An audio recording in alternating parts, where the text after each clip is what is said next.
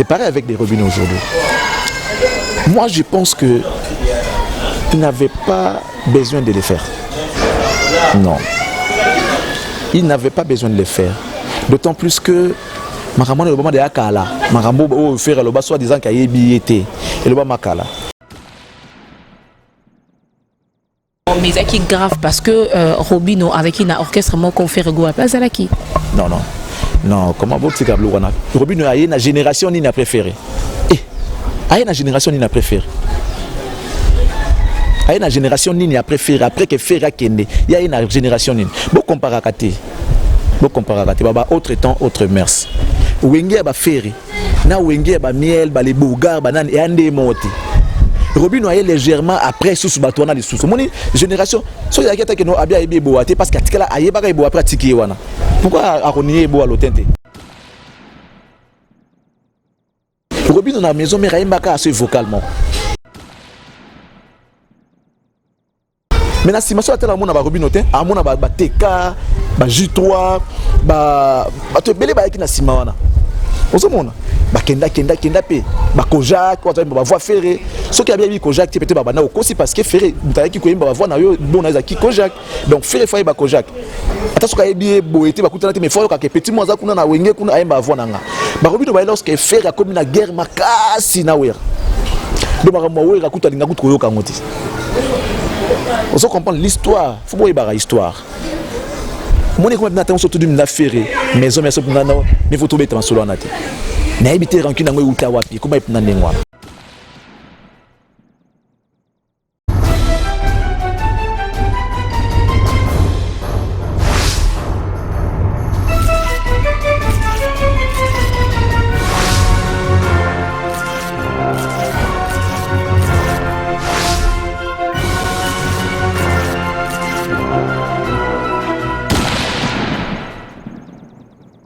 Bonjour, bonsoir, messieurs, dames, fidèles abonnés de Kliboua.com. Je tiens à vous remercier pour votre fidélité, pour votre confiance dans votre chaîne de confiance et de fidélité, Kliboua.com. Là, dans la 4 coins, il y a Globe Terrestre. Là, déjà, je vous dis bonjour.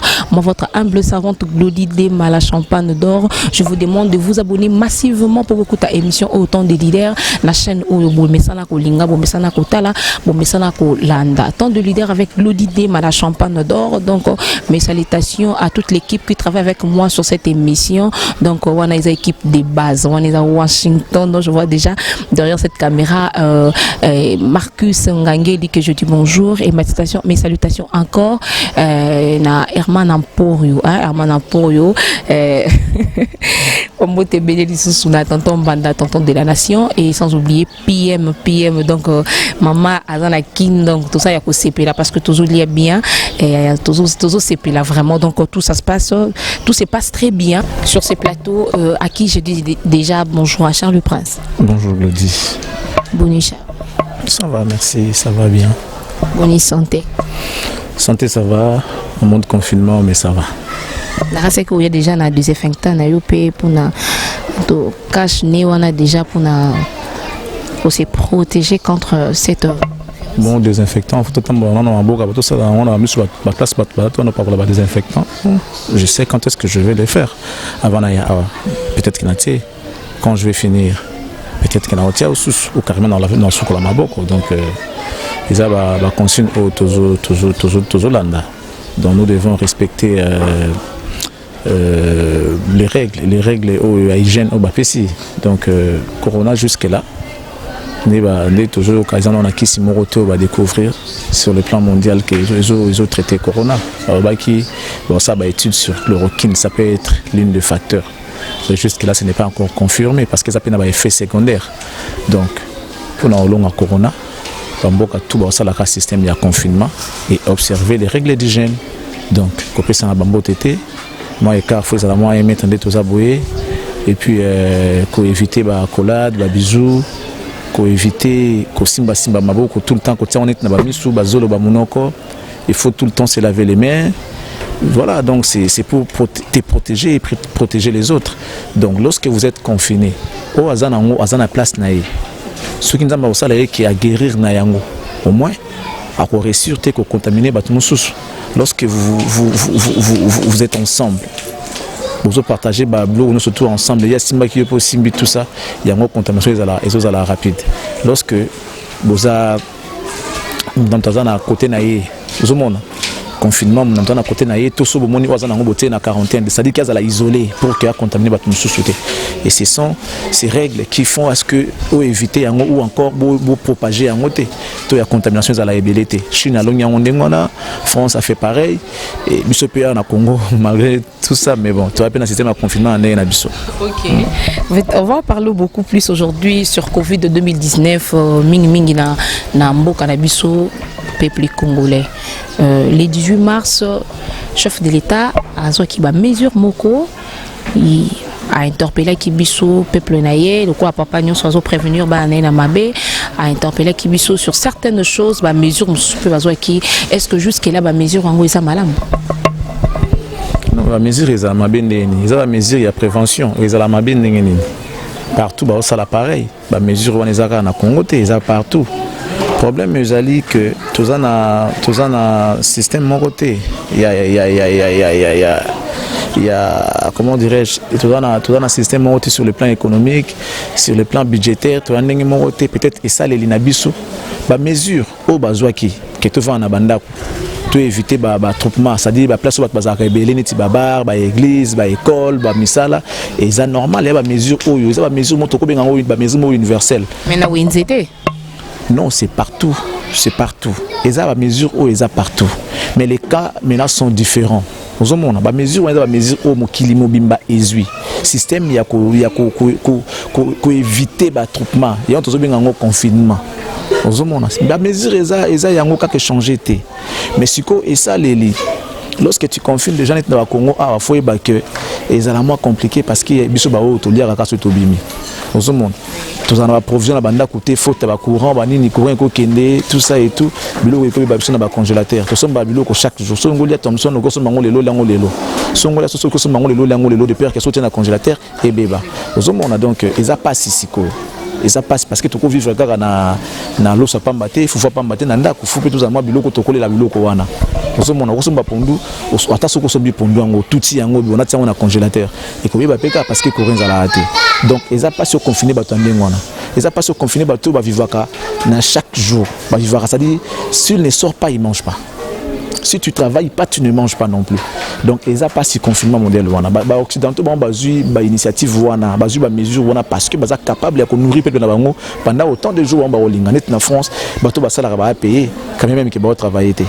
Ils ont payé. Mais est-ce qu'on était obligé de suivre les méthodes Karabamindele?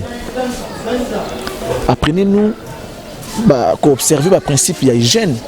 Et puis dites-nous peut-être que bon, ça vous aurez peut-être 50 entreprises, mais comme ça la rotation.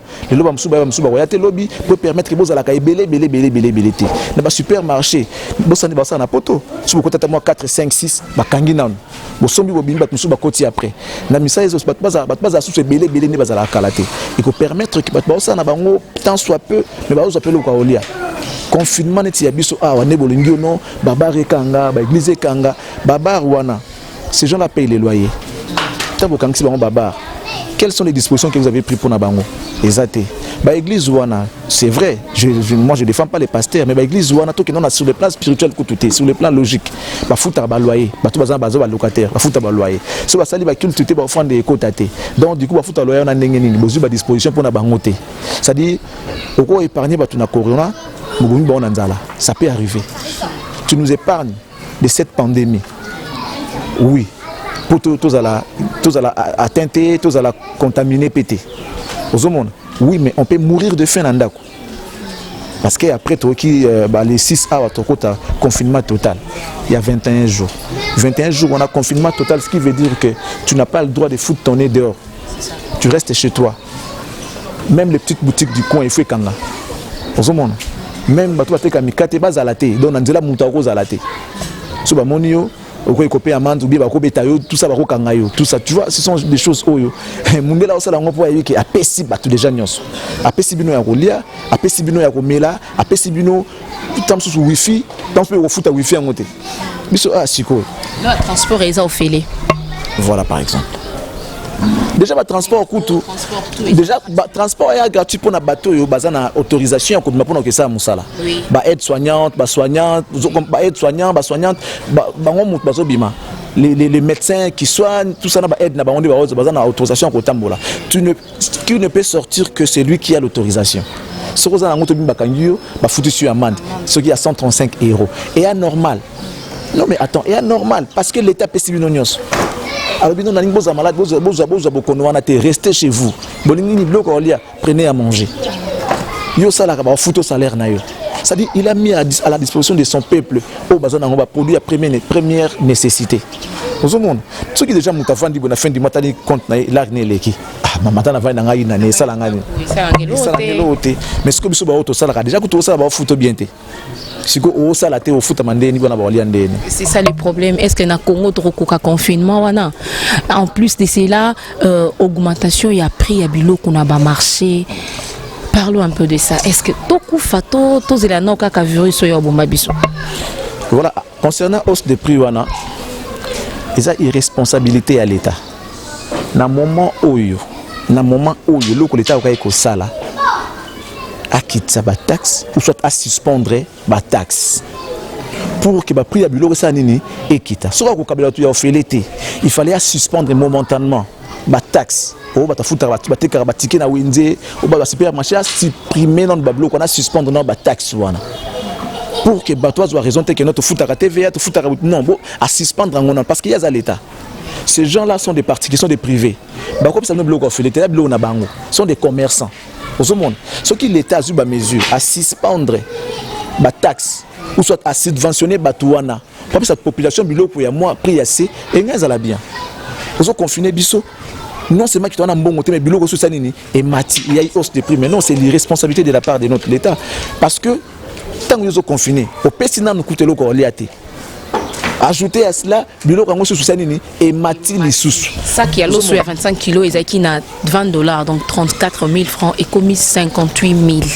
Ça qui a c'est 78 000. C'est de l'irresponsabilité. Il y a un moment où Bamboka na biso ba Congo na bilaka Congo pour ne pas parler de l'Afrique tout entière. Botika ko copier nyama mindele. Mundele makambo yo sa elo yesi aleka ngokala. Tanzo lingolo nganza na mboka na mundele sa lo nganza la kala.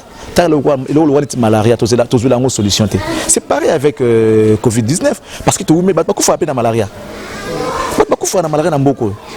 Ana mbongo te poso bakisi. Akufi pe na malaria. Donc il y a des choses où ça na mboka oyo. On dirait jamais. Il n'y a rien de difficile dans ce monde. Il n'y a rien de difficile.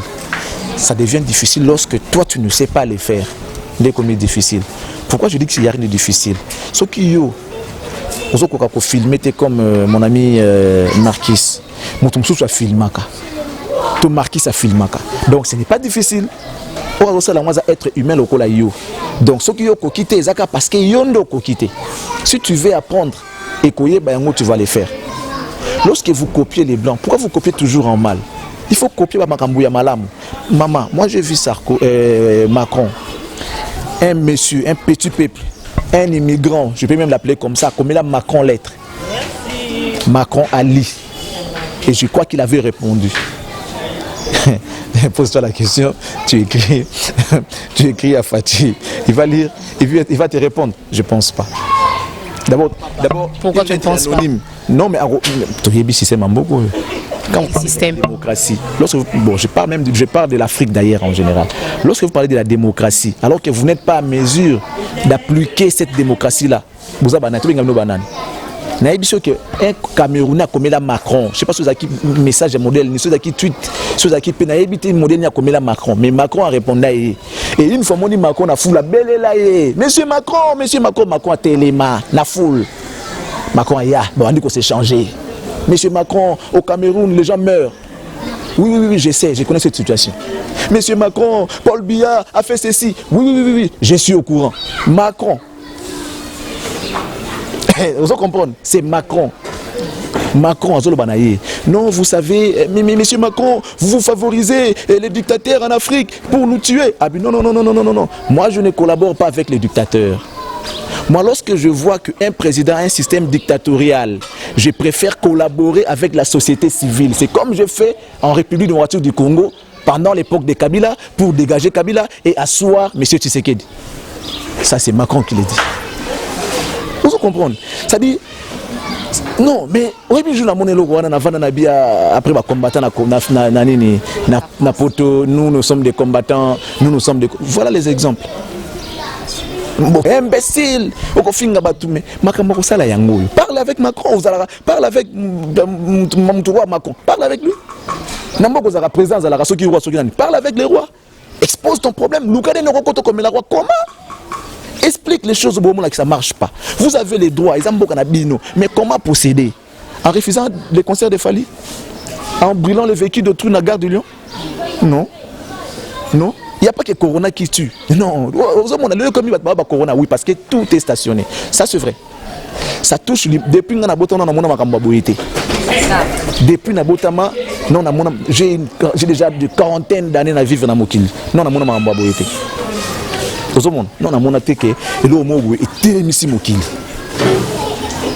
mais il faut aussi savoir que ils ont Nzambete, ils ont Maïla Batamokili. Mais je t'ai dit. Nzambete. Non. Rien à voir. Batamo pe bouma Mokili là Mahambo Zulekana Congo actuellement dans le monde actuellement. Non, depuis là il avait juré que Massou Mokili n'a monté na Maïté. Et puis à l'oba que ba signé ko que Koya na komi pembeni, c'est vrai, ça aussi c'est vrai. Bon, ce que ça yango c'est occasionné par Batamokili. C'est-à-dire le diable a mis cette intelligence là dans Batnaye pour passer la Makambo. Tel a filmé à Transporteur 2. Makambo il va lobby là déjà. Tel a filmé moi chino ba ça qui ba lobby là coronavirus. Ba bien en fait corona. Ba lobby déjà. Bill Gates en avait déjà parlé. Kadhafi a lobby ngo ba 44. Alors ba que ba ko bimisa bino épidémie mo virus moko na mokilio. Ba ko bimisa bino virus moko. Ils vont faire semblant de prendre du temps pour chercher l'antidote ou encore les médicaments qui vont guérir, les produits qui vont guérir. Ils vont faire semblant de prendre beaucoup de temps pour avoir le cas. On dit que déjà. Mon équipe c'est corona déjà. Mais ces gens-là ils font semblant parce qu'ils ont pourquoi ils veulent rançonner l'Afrique. On a esprit pour pourquoi les lots que non faut vaccin faut en Afrique entre guillemets. Oui. Il faut vaccin en Afrique. Alors que tout y a contamination encore tout y a bateau touché ils ont plus libanda que biso. Même si on prend l'Afrique tout entier. Surtout si Afrique tout y a bateau bazana virus wana. Ils ont même moqué par rapport à celui d'Italie. Afrique mobimba. Et à moqué je pense même par rapport à France. Je pense aussi par Chine n'a parlons pas parce que outil pas na bango. C'est-à-dire soit ça Afrique comme un seul pays. Au moment là que tout na bango dans C par rapport à l'Italie, par rapport à Mboka Msou Belé. Mais sinon bango ba bande ça vaccin wana en Afrique. Bon déjà est-ce que tu penses qu'il y a rien pour rien? Mondele pe na ça ayo peut nos vaccins parce que bino ba ko naé, tout bino ba bande ko naé tout ba naé. Alors ça lango parce qu'il y a belo ko ka gagner. Donc ils accord. Ba créer cop na bango, ba bimse bino virus. Que non, voilà, tout ça. Ils ont sacrifié moi quelques bateaux. Mais après, vous devez savoir que Dieu existe. Moi, j'ai suivi sur des réseaux sociaux un monsieur italien qui dit, depuis que ça a commencé, il n'a jamais vu un noir mourir. Pourquoi seulement les blancs? Il n'y a pas des noirs qui meurent. C'est-à-dire, au moins, il racisme. Même dans le moment où tout ça m'a quelqu'un a un système de racisme, mettons de côté le système de racisme. Et comme il on tous à la unie, on a une solution pour le monde entier. C'est l'humanité qui est touchée. Afrique tout ça n'a pas oui, mais il y a le droit à noter. J'ai vu même ma déclaration, je vais expliquer que notre boy a vaccin, les blancs eux-mêmes. Ma déclaration, micro plus parce que tout va devenir numérisé. La contrôle à Mokili Mobimba. Vous comprenez? Plan aux Obima, ceux qui basali cop na bango, au moins la mutumo ya des volets secrets. Vous comprenez? Bangba numériser le monde entier. C'est-à-dire le système bancaire, qui base la contrôle à mutu tout partout azali. C'est dangereux. Vous comprenez? Mais après Afrique, ils ont un Nzambe. Ba grand prophète ba Obima va vendre dans Afrique. Ba tu le Simon Kimbangu. Vous comprenez? na Cameroun ba grand prophète babima ba grand homme de Dieu babima kuna ba mboka belé Afrique ba Brazza ba Angola tout ça, ça dit il y a eu des gens qui se sont donné corps et âme pour l'avenir afrique. Pour tout le monde attend mandam ba lumière tout le monde lelo. Bien quand même que non peut tout le monde yango bien. Tata mandam espoir tout que non on commence à voir les jours. On commence à voir les jours. Bien que notre commune à jour en Dieu ne laissera pas l'Afrique. Yango zo mona malgré tout ça, tout ezala nassé. Mouton a tenu une question, il y a une dame pourquoi les dirigeants africains n'avaient-ils pas fermé leurs frontières pour éviter cette contamination? Bon, je ne me permettrai pas que le Babazoba, ce sont nos dirigeants, mais on est trop naïf, moi, Mouké. Pourquoi ils ont peur? Parce qu'à un moment, donc, je peux dire... Pouvoir naïe. Pour Moundela soit pouvoir naïe, il a besoin de l'Afrique. Pour Moundela soit pouvoir naïe, il a besoin de l'Afrique. Mais lorsqu'il est devenu puissant, il commence à gérer l'Afrique. Pour asseoir pouvoir naïe, asseoir pouvoir naïe, makam naïe, il a besoin de l'Afrique. Tu sais, ils ont besoin de l'Afrique. Alors lorsqu'il est puissant, l'Afrique comme il est puissant, il commence à gérer et contrôler l'Afrique. Il fait de l'Afrique ce qu'il veut. Naïf sur Macron. Lorsque le président Kabila a été en place, on avait fait tout pour mettre Tshisekedi parce qu'on avait remarqué que son système était devenu dictatorial et tout. Vous comprenez? Balongoli Kabila pour bâtir Tshisekedi. Macron l'avait dit. Tu vois? Donc, l'homme noir, l'homme africain, Atika, c'est sous-estimé. D'autre part, Atika peut surestimé. Tala bande qu'on a biso ya Afrique. Ana mboka na ye na Afrique. Une fois comme na poto, a quand on dit poto et comme mboka na ye parce qu'avant na poto. Et ça ba illusion. Et ça ba illusion. Mboka na comme ngana mwana poto, ngana vanda na France, ngana français, ngana nani. Mais papa, mboka ozobete la tolo, ba tu ba buna ka comme ça on ndenge komi. Si toi tu te bats pas pourquoi me samboka na ondengo tout est la tout wana mais bana ba botama mboka na bango ba binga lwa zamba donc yo zo vivre mboka mundele mundela pesa yo zo sepela mais mboka na yo sikoyo zo mi beta tout ngana français ngana nani non yo so mona français mutu mwindo yo so mona belge mutu mwindo oh mais attends tout ba yo so mona na français penda ya mutu mwindo yo depuis tanga penda tanga histoire o kapna que non na France ba peuple bazara ba noir. Français c'est un homme blanc. Toi tu es noir. Voire même des peaux. Après on a français. Yo ba français mutu mwindo. Ba français ba wazara ceux que ça ma beba yo non les africains. So ça dit malamu wande ba commission. Mais ba yebi na bango que aux français té. Il y aura un jour ba ko expulser batou. Ba ko expulser batou na mboka na bango. Ne ba saki na Brazza ba expulser ba congolais ba zonga awa. Expulsion c'est lorsque mutalala la mukebi na lingi suyo awa té. Voilà. Au salama bete abina lingi sous-souté, tu dois partir, tu dois rentrer chez toi. C'est ça ce qu'on appelle l'expulsion. À ne pas confondre avec les refoulements. On ne peut refouler que lorsque tu n'es pas en règle ou encore en ordre avec l'administration en Mboka, ou bien l'immigration en Mboka. Expulsion qui paraté. Et qui parabola munaote ononte babi que non déjà tu es d'origine africain, rentre chez toi. Vous comprenez que les gens fassent très attention na ba agissement na biso ba africain. To linga non mboka na biso tango kei na mboka poto. Regarde ça le bango tu yaka na poto kozwa mayele kozonga mboka. Yango monaka j'ai toujours en moi une bonne mémoire des Congolais à l'époque. Il fait parmi les premiers étudiants noirs au Bakina Tanga na poto. Il était du Bako du Congo central, Paul Panda Farnana.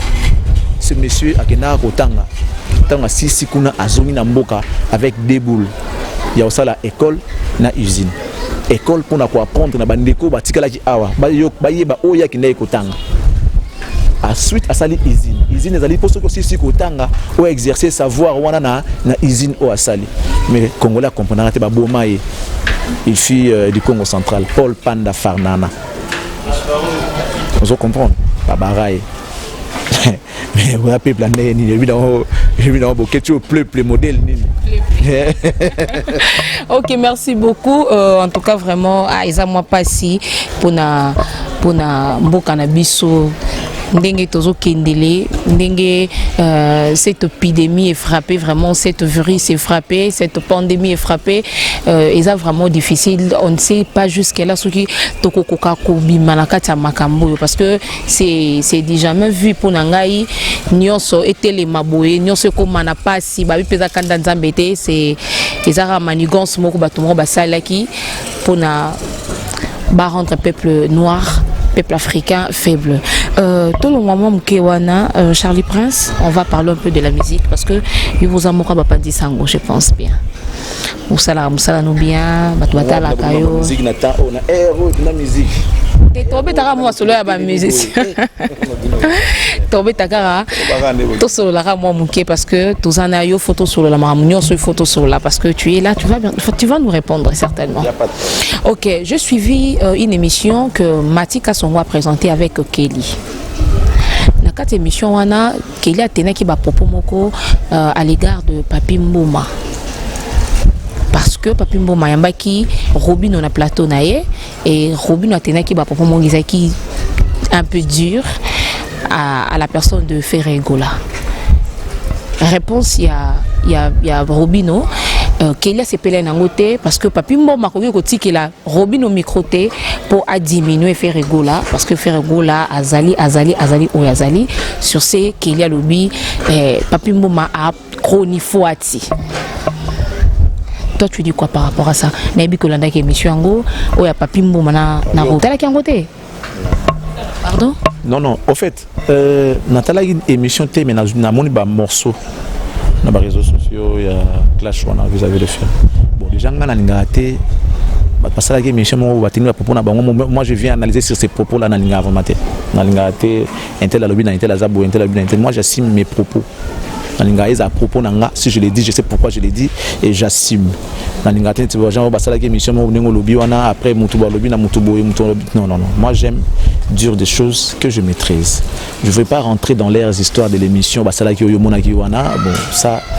va après tout engager que toi. Mais moi je vais parler par rapport à l'artiste, ses propos vis-à-vis de l'autre artiste. Moi je pense que le respect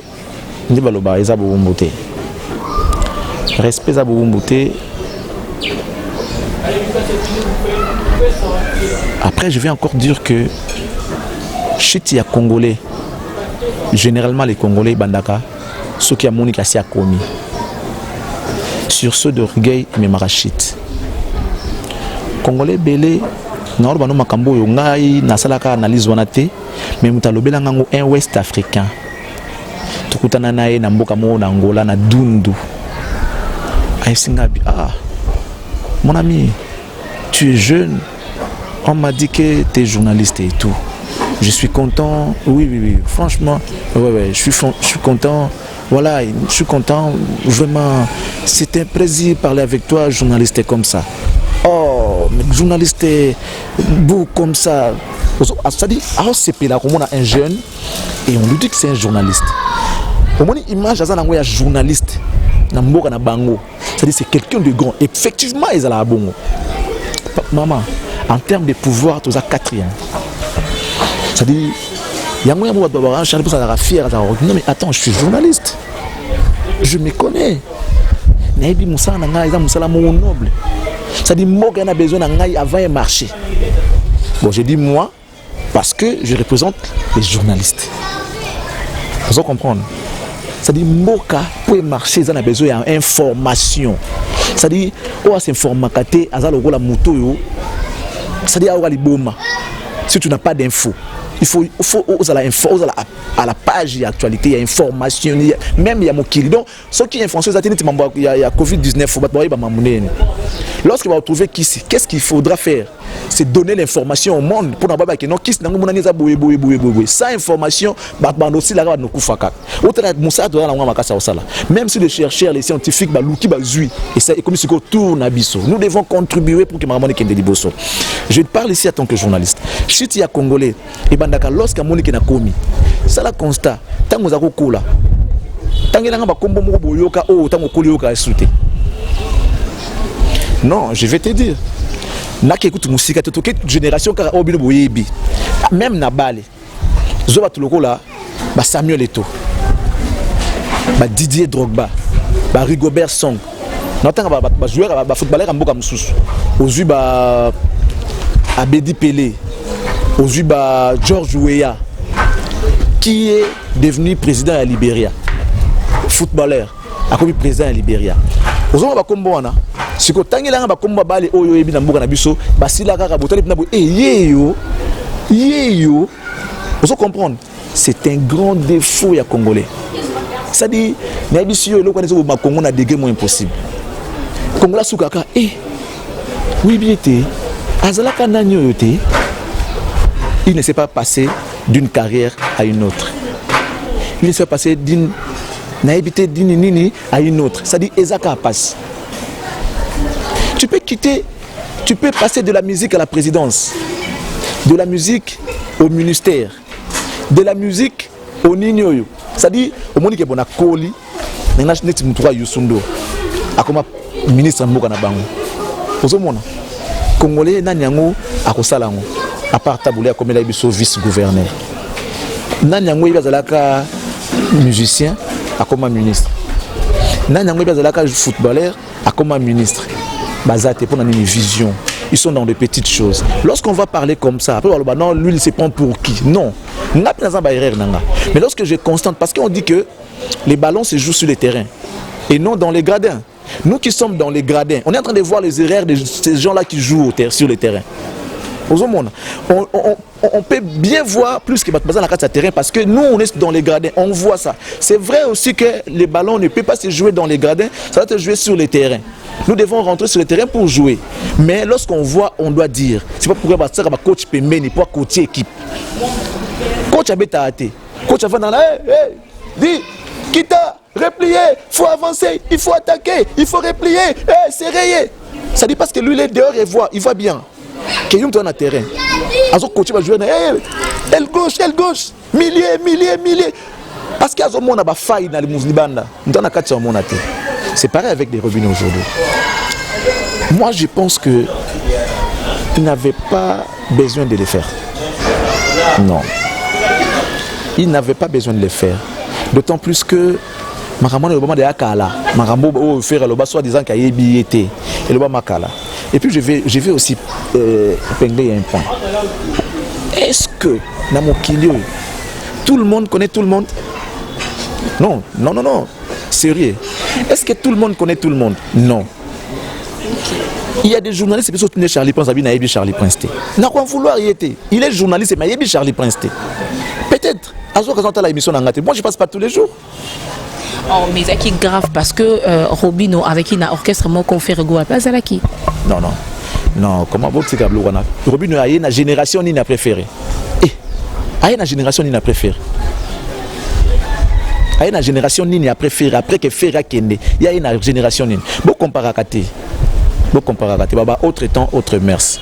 Wenge ba Ferré. Na Wenge ba miel ba les bogar banane et ande moti. Robino est légèrement après sous batouana les sous. Mon génération, so ya keta que no abia ebe boate parce que atikala ayeba ka ebo pratiquer wana. Pourquoi akonié ebo à l'otente? Akonié miel te akonié ferreté parce que lorsqu'ils sont partis après ba batbo ba yaki directement. Ba J3 ba nani Muchopi, comment il s'appelle? TK. Vous comprendre? Bateau peut-être à côté bon OK c'est tout ticket la nini. Vous comprendre? Attends na sima. Mais na sima so atela mona ba Robino te, amona ba TK, ba J3, ba to belé ba yaki na sima wana. Vous mona? Ba kenda pe, ba Kojak, ba voix ferré. Ce qui a bien mis Kojak peut-être ba na aussi parce que ferré, mutaki ki ko yimba ba voix na yo bon na ki Kojak. Donc ferré fa ba Kojak. Ata soka yebi boete ba kutana te mais faut ka ke petit moza kuna na wenge kuna ayimba voix nanga. Ba Robino ba lorsque ferré a comme na guerre makasi na wer. Donc ba mo wer akuta linga kutu koyoka ngoti. On se comprend l'histoire, faut pas y barrer l'histoire. Mon école maintenant surtout du m'affaire, maison mais pour nana, mais faut trouver dans solo naté. Na habité rancune ngo uta wapi, comment y nana ngwa. Bon, est-ce que Robino na maison mais raïmbaka assez vocalement. Bolingo eza poison mortel, kosala kawete na bolingo yango mtayemba. Na maison mère. Voilà, yango na. et bandaka bongo bolingo ya poison mortel siko ezako les capé tout le temps na ba télé par exemple ba rep na bango faire ba donc NP peut-être ce que tu ça banzembo que les en boucle peut-être faire akoye bay bon moi je défends pas faire non plus donc toujours ngato lo baboye comme kitsa o monaka oyo eza malamu mingi moi à chaque fois que je croise quelqu'un oyo peut-être ayebinga mais comme ngana monyemba la liboso la galanterie exige à ce que tout se présenter. Ah bonjour madame, bonjour monsieur, je suis Charlie Prince. Ceux qui me semblent sincères, monsieur Moro gentil. Ah non, je vous connais. C'est pas Ebio. Ah non, ne vous en faites pas, je vous connais. Yo no ebingate parce que bon, yo peut-être na télé ngana Ebio. Et puis ça fait plaisir m'talo banon ndengona. Ki yo ya non ebingate. Ah, ce que soit bien Ebio. Te moni sonya ndenge sala. Que les gens batambo anasi. Congolais n'a pas ce exemple ba drogue ba nini pour na paraphraser na parachever nini nanga idée nanga. Batouana quel que soit le succès na bango, ils ont su gérer leur succès. Tala ba musicien ya nani ya ba musicien le joueur ya ba Liban kuna ba Sénégalais ba nani ba Côte d'Ivoire ba Cameroun. Ba benga toujours ba yana bango ba cher aîné, ba grand frère. Ah non, je salue grand frère et tout. Moi je l'ai suivi. Sur retourné, ah non, nous on a eu l'exemple chez les Eto, les DJ Drogba lorsqu'ils jouaient. Au ce monde, bah on dit ma bateau va célébrer mon zéla. Congolais morandima Congolais a été. Surtout ne quand Charlie Prince, l'OT, ne suswana. Ngane makambu, yo ye kaka lelo. Yo nde makambu. Mutu ozo bozo yeba eti, yenda sala kinzela. Atane loko moko, ozo exemple pas nae. Netinga lelo. Beaucoup de jeunes, beaucoup. Bah ko yebisa ngai moko. Ah vie, en tout cas total yo ngapenda opesanga courage na côté boy. Ngapenda vie so na tali mission na mona na kino za sans complexe, otaka ba toilette, ozala ka boza ba saka ngonga moko. Baloba nanga. Mais soit tout bon na ba télévision, baloba kate. Bon, ils ont peur de quoi? Ils ont peur de quoi? Parce que l'ingba mona au danger. Yango mona congolais abandi ba étude de médecine. Na nous kuta système bien déjà docteur. L'étude ya droit, na ta système bien déjà na première graduat. Ba bengi maître. Au monde, eza lolendo. Eza lolendo. Eza di système ya bien te bomaka. Tala ba étonné ba kei.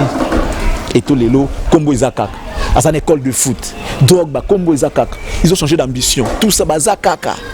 Mais les Corando, les rooms qui ont joué après les betana ba etoa, les mbalamuta biscotte ouais bon carrière et sili. Aujourd'hui aimé kama malé, wa betana ba bedi pelé. Wa pied. So ba biso moni lelo o regretter o là. So ko moni o ba bedi mbenza.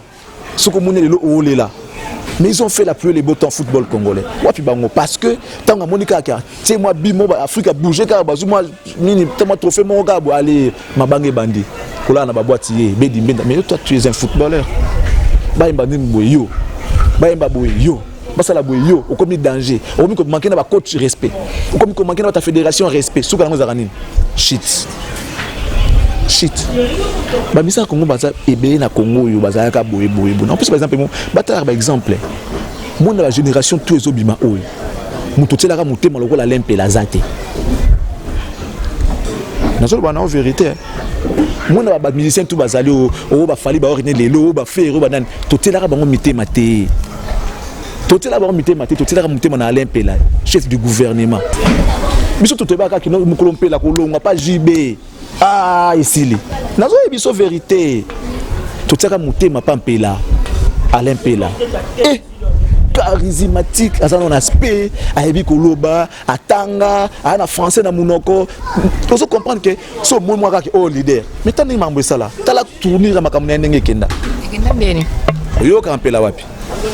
Yo Alain Pela, oui bien Alain Pela. Oui bien t'es. N'est bien Alain Pela. Oh Kagaye wapi. Oh, il y a solo. Maman, tout le monde a besoin de ça. Na Alain Pela. Na ya Jackie. Yo bi pelate hein. Pela ça va vocal. Hein? Yo. Nalela bolingo nanga utabo mona. C'est qu'on n'a pas JB. nalela mama moko ndi grâce menga na ngai namona yenenga kokola na mabele nalela souverain sozemba souverain na ye na ebisio bavokala sana kisasa o mpela zi tala kasi akenda api kasi yango nazoyebisa yo que totambolaka na biso bien akufa musique ekufi artistiquement mpela aza nulle part akendaki soin na Europe artistiquement aza nulle part génération A ezalaka lisusu te bamiel bakenda bamirage bauta pa na ye ceque yebi bamiel de son bamirage bagelor bakanza oleki na bango tout ça ici là actuellement na Alain Pela na musicien nani JDT Monopoi travaille dans mon ballet qui donne mieux.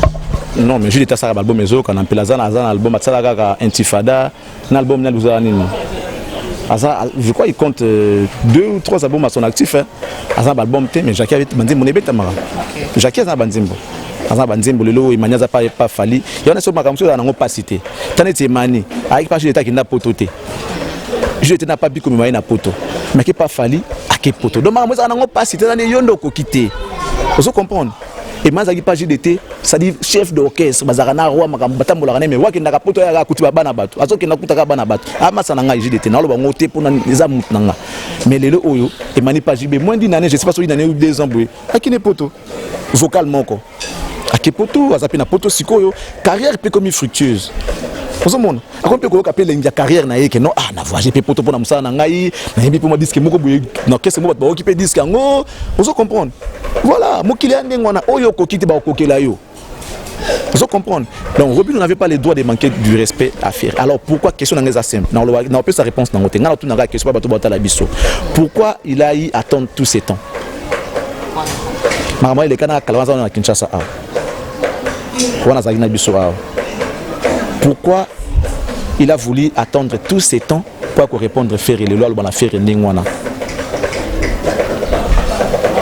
alobi yango tanga outi Bercy ya fali yango ndé alobi makambo wana tunisko question pona nini azela ki tamulai oyo bana faire le makambo wana tout ça ti ya ko répondre ngo lelo que non mutoana bolo bana na lekyo na ba vu non mais ce n'est pas trop bien réfléchi parce que vu basomba ngo babenga ngo ko booster ba booster ba vu mon cas émission na bino so booster va faire 1 million de jus sorry bon on a bino kaka il y a parce que maintenant vous voulez booster il y a combien ba tout il y a combien so lingi il y a $1000 so qui senga so qui 1 million de vues kayo ba booster na ba abonné donc tout ça ils ont mo muta salaka ya on a bi loko ba o ya passe na mokile ya raté so qui yoko kindete mutu so okokane yango ozomona donc eloko passe na mokile ya ti seulement Congola tambola na se Congola kita atambola na se atambola na se atambola na se yango ozomona bato ba perdre même confiance voilà qui a wana le côté un malheureux côté candidature na ozongi na quartier bo voter ngai na lipa petoboka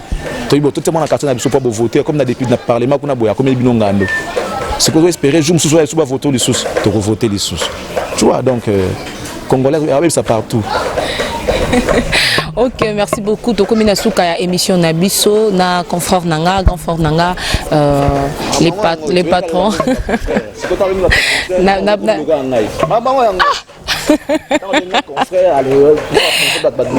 C'est mon grand frère. C'est mon grand frère. Baza ba aîné, Basaline Zelo biso toujours dans Sima. Donc Baza ba exemple Nabiso. Je suis vraiment. Mais bon. Ok, to comme la souka, bazo tindika biso ra to kene liboso pe bazo seplia na biso bazo encourager biso po biso total la bango po tozo maele comment travailler. Donc to comme la souka ya émission Oyo, et l'abonné de cluboa.com. Là on était avec Charles France. Pichu mangaya, aza ki na kanga miawa donc. Yepsa na sepelite na ki na bengate. Pichu maatro, monde ozalarati. Maatro. Mais ça j'ai comme elle a dit tout à l'heure donc abonnez-vous massivement à cluboa.com. Ah ok. Je la connais très bien. Très bien même. C'est bien. Je la connais très bien. Okay. Je la connais très bien. Elle aussi elle me connaît. Après vous spéculez si que. Très bien, très bien. Pierre Mbambo tenait belé, mes salutations encore à tonton de la nation, tonton Mbanda, l'homme invisible. Mes salutations à toi. Abonnez-vous massivement. De la nation. Il y a solo. Ah, ça c'est bien. Donc, c'est un ami à mon chef, donc à mon patron. Ok. Un ami à mon patron, donc c'est un peu ça. Beau s'abonner massivement à cleboa.com, vous allez retrouver cette émission qui est présentée par moi, Glody Dema, la champagne d'or. Donc je vous porte tellement au cœur, je vous demande seulement de rester branchés dans la chaîne Nabino Obulanda cleboa.com. Quant à moi, je vous retrouve juste après et je dis bye.